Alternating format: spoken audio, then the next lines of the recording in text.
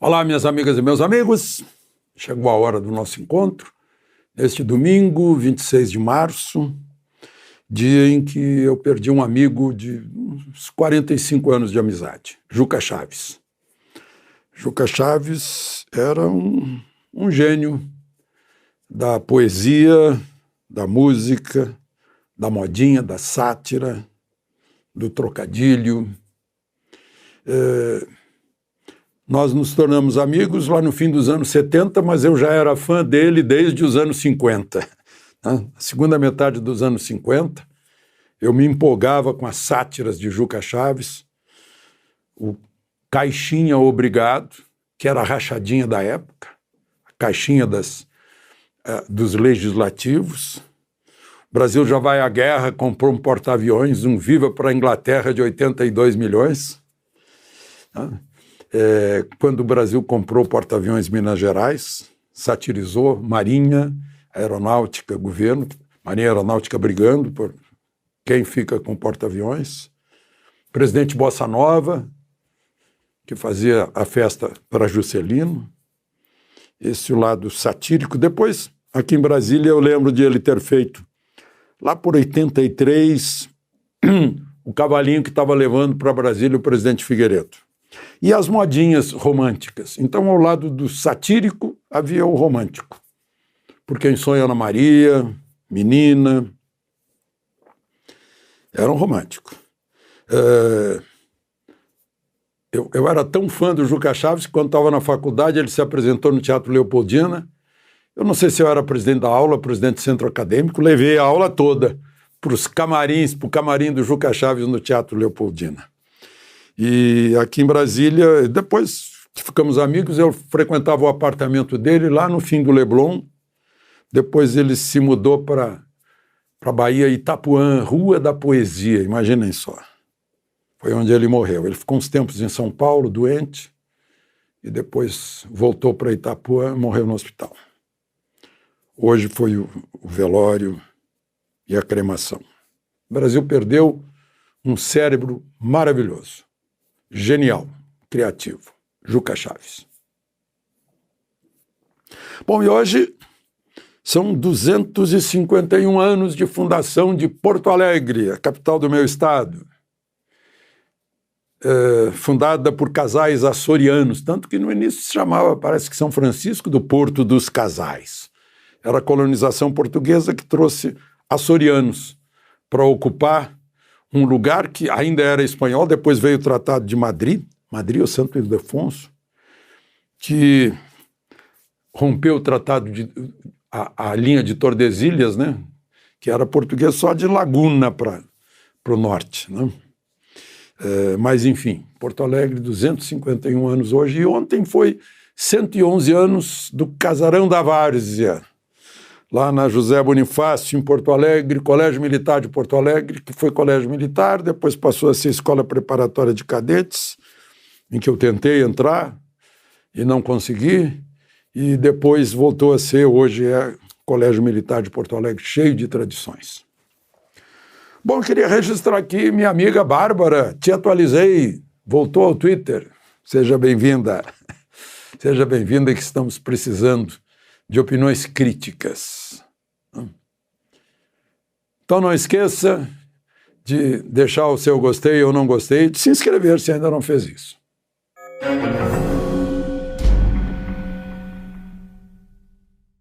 Bom, primeiro assunto de hoje, o presidente do Brasil deveria estar chegando na China hoje, deveria, se a viagem fosse mantida, né, saída sábado, chegada domingo. Mas apareceu uma pneumonia, que é uma doença perigosa, ainda mais na idade dele, 77 para 78 anos, né? E já tendo tido outras doenças, perigo.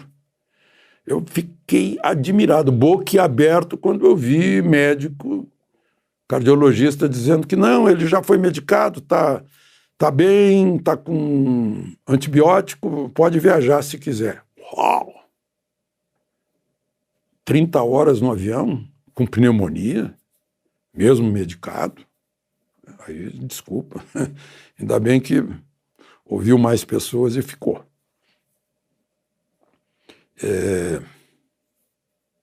A ministra da Saúde disse que ele estava com princípio de pneumonia. É mais ou menos como dizer que está com princípio de gravidez, né? Princípio. Bom, com isso, não teve a companhia da ex-presidente Dilma, né, que ia assumir o Banco do BRICS em Xangai. Ela foi eleita sábado. Aliás, as pessoas foi eleita por unanimidade. Não, a vaga é do Brasil. Né? O Marcos Troilo foi obrigado a sair. Tinha sido posto lá por Paulo Guedes. E é ótimo em economia, poderia administrar muito bem o banco. Já a presidente Dilma, quando foi presidente da República, administrando as contas públicas, foi empichada por administrar mal as contas públicas. O país entrou numa recessão em que o PIB encolheu 7,5%, arranjou 12 milhões de desempregados. Eu vi o Cláudio Humberto perguntar: você aplicaria seu dinheiro num banco presidido por Dilma?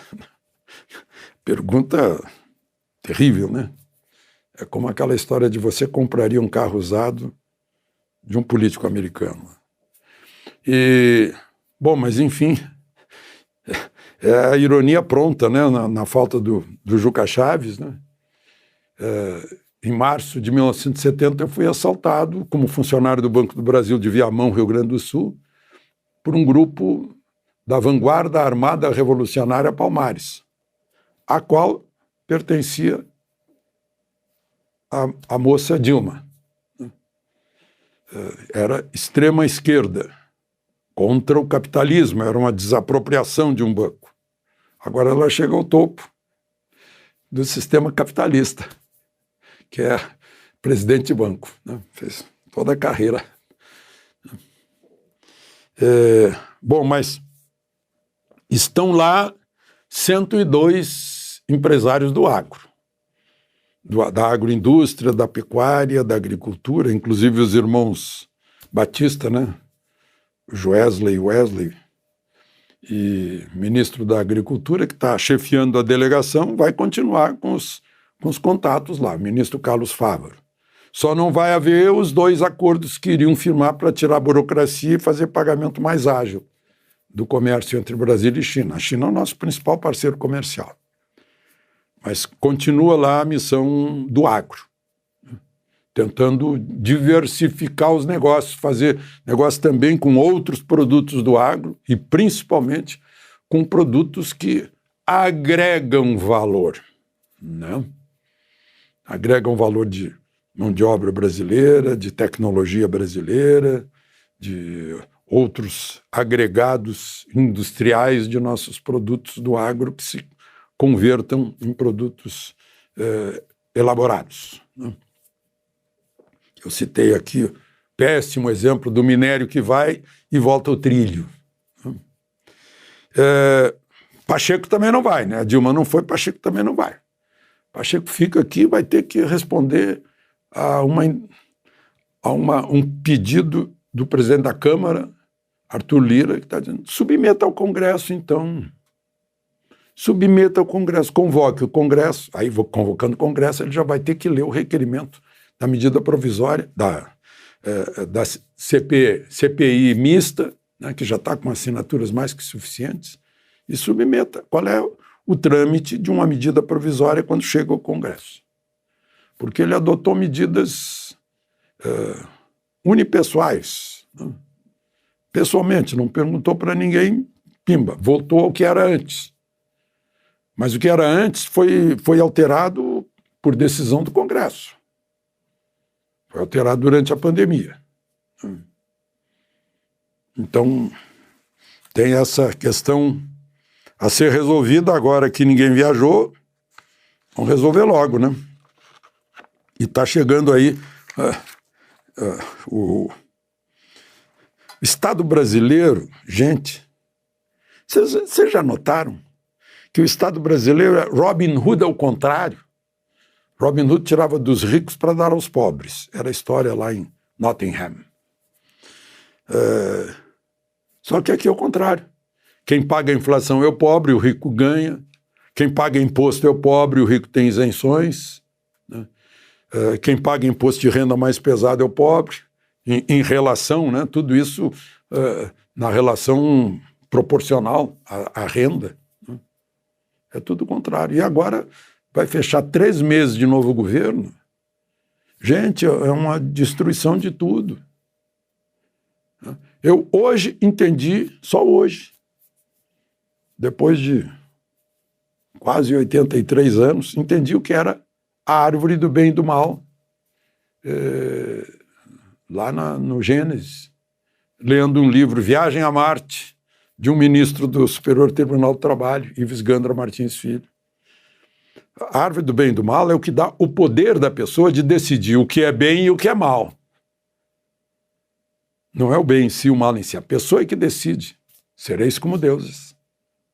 Então, parece que está acontecendo isso nesse trimestre. O que era bem, não. Isso aqui era mal. Vamos anular. Isso aqui era bem. Estava fazendo bem? Não, mas é mal. Então, está sendo uma coisa desastrosa. Né? Tem gente achando que é vingança. Aí pega aquela frasezinha do presidente, naquela entrevista lá no Palácio do Planalto, em que ele fala que ia acabar com o Moro, em que ele diz, eu vou me vingar dessa gente. Parece um tipo de vingança. Aliás, essa história aí, né, depois de ter dito que é armação, aliás, eu vou reler para vocês, porque é muito grave o que ele disse. Disse lá, acho que foi em Itaboraí, ali pertinho do Rio de Janeiro, onde a Marinha está fazendo submarino. Eu acho que é mais uma armação do Moro. Ele se referia à operação da Polícia Federal que descobriu uma conspiração do PCC para pegar Moro, família do Moro, promotor e mais gente.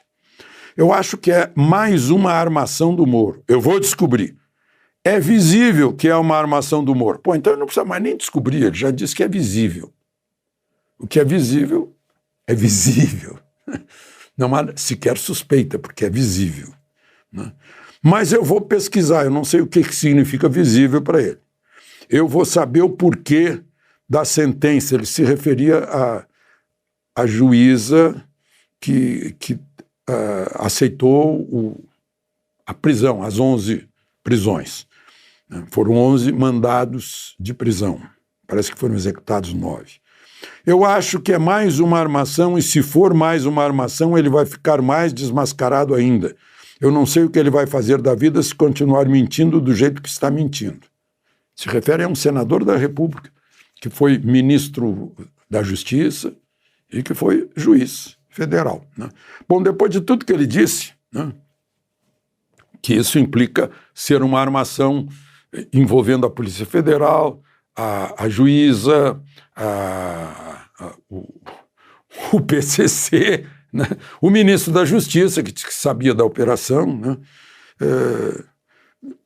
Depois de tudo isso, eu ouço o William Vaco, por exemplo, dizer que o presidente pode ter algum tipo de desequilíbrio. O Estadão fez um editorial dizendo que desmoraliza o Ministério da Justiça e alimenta o ódio. Né? Que é um rancor que desrespeita o país. E a juíza da 9ª Vara Criminal de Curitiba, né, a juíza Gabriela Hart, né, tirou o sigilo da operação. Ok, está achando que isso é uma armação, então eu vou tirar o sigilo, aí fica transparente. Né? Foi o que ela fez. E teve gente que não gostou que ela tivesse tirado o sigilo, que acha que fez parte da armação, talvez, né? É incrível. Né? Bom, só um registro, né? No fim a gente registra coisas melhores. Caiu em 33% em São Paulo o roubo de celular, 20% de São Paulo como estado inteiro, né? Por ação da Polícia Civil, da Polícia Militar. Né? E lá tem um governador que está impedindo o roubo de celular. Né? E tem gente que acha que roubo de celular é justificável só para tomar uma cervejinha. É uma senhora diferença. E para encerrar, minha gente, sintam a força do agro. Tem 4 estados brasileiros onde o agro está bombando. E outros também, né? Mas esses estão com desemprego menor que Canadá, Alemanha, Estados Unidos, Reino Unido, e vai puxando o país aí.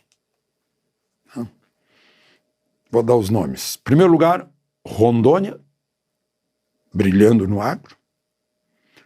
Segundo, Santa Catarina, que é um Brasil muito especial. E depois os 2 Mato Grosso. Mato Grosso do Sul e Mato Grosso. É um celeiro do Brasil. De Brasília, Alexandre Garcia.